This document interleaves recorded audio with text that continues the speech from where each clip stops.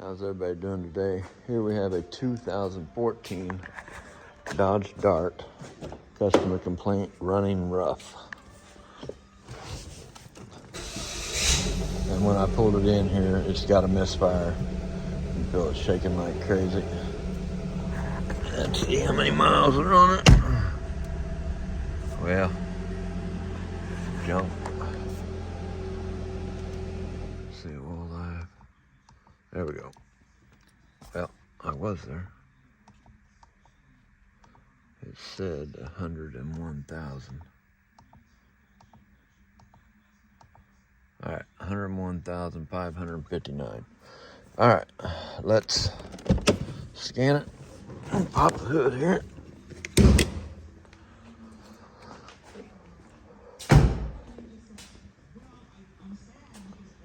Definitely a misfire. I don't like to see the officiating determine the outcome of a game, and there was some really poor officiating, and I think I can say that, and I won't get fined because I'm not a coach. 2014. But it was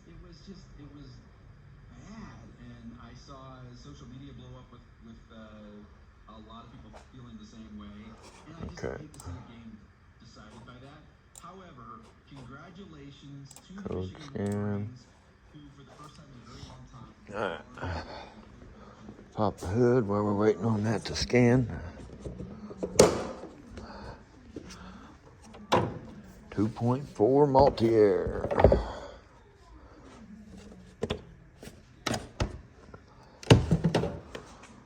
Let's see what we got.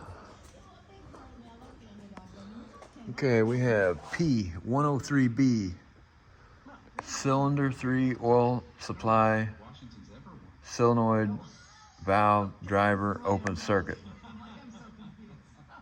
Intake air temp, cylinder 3 misfire, P1043 impossible data from cylinder 3 oil supply solenoid received. Okay. Now, I have never seen those two codes. Don't work on a whole lot of Dodge Darts, but I do know about these engines.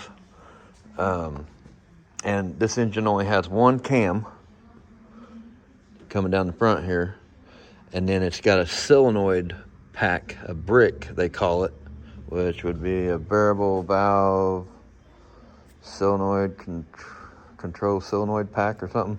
But anyways, they call it a brick, and that got 4 oil solenoids, and that's what runs your intake valves. So off of those two codes, it could be a PCM having a bad driver, which I've never seen on one of these. It could be wiring, a rodent chewed it, or it could be a bad solenoid.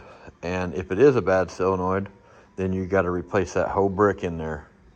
I've never done one.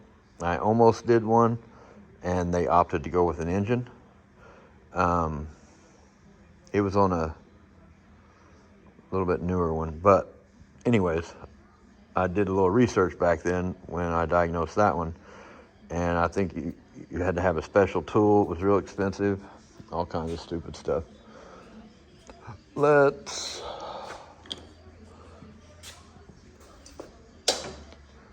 pull this air intake tube off and get a look at that solenoid.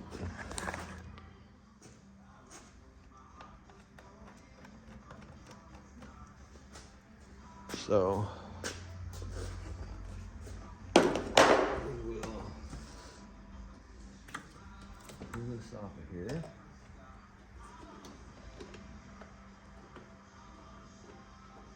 I can already tell somebody's been in here. It's got bolts missing. All of the little plastic tab things are broken off.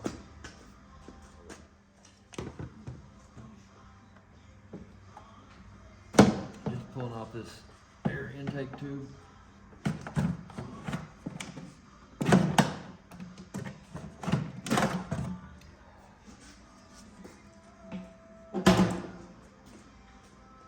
Okay, so it was cylinder number 3. So we got 1, 2, 3. make sure. Okay, it is plugged in. The yellow locking tab, you see that yellow locking tab on number 1 and number 2. It is missing from number 3 and number 4. So somebody has definitely been in here and messing with this stuff. It's broke. It is broke. Somebody broke a stinking solenoid. That is a very expensive mishap. All right, so let's see if, let's start it up and wiggle that around and see if the misfire goes away when we straighten that up. And if it does go away, then that'll tell us the PCM's good and the wiring's good. It missed for a second and then it quit. And I was wiggling it. All right, so right there's number 3. I'm gonna push forward on it. Oh, look at that. As soon as I push it forward. Now I'm gonna push back. Quit misfiring. Push forward. Misfire. Push back. It quit. All right, well, the diagnosis is done. I've never seen one of them broke, but that was a careless person in there and cost somebody a lot of money.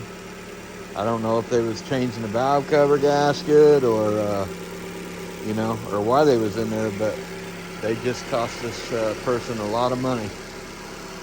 All right, well, I guess long story short, be careful who you let work on your vehicle. People that don't care and aren't careful with stuff, this stuff is made out of plastic. Plastic connectors, they connect onto plastic. Somebody got in there, was too rough on it, broke it. Now it's gonna cost somebody a lot of money. So, being that I've never seen one of these go bad, I assume that they are made fairly good.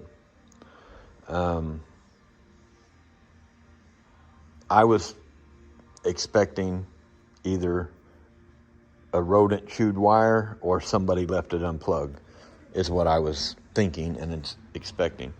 Now, all 4 of these solenoids have weird codes. Like this one for number 3 was P103B, and the other 3 are very odd too.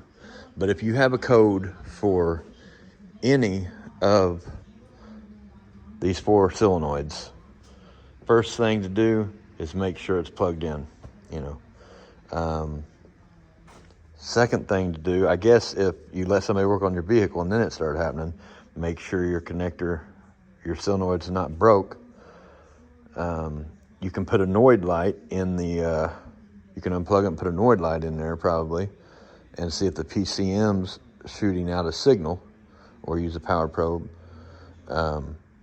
See if it's shooting out a signal to see if your PCM's good and your wiring's good. Because if you get a signal, then you know your PCM and wiring's good.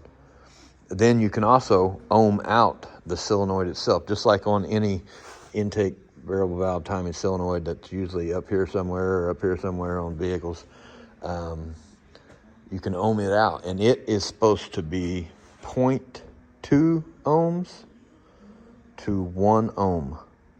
Like the Chevy Equinox 2.4 is, I think, 8 to 13 ohms. This one is supposed to be 0.2 to 1 ohm.